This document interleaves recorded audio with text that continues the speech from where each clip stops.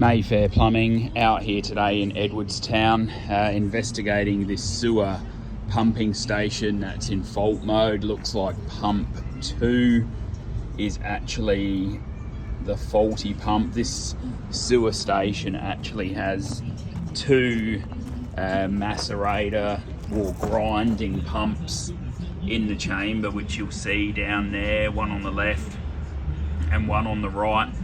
The chamber's not actually in high level alarm, but there's actually a fault with one of the pumps.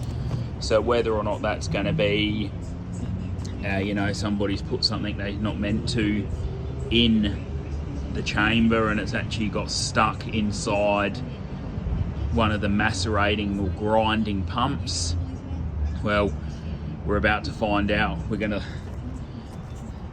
turn the power off to this system shortly and then lift these pumps out and see what's actually going on with them.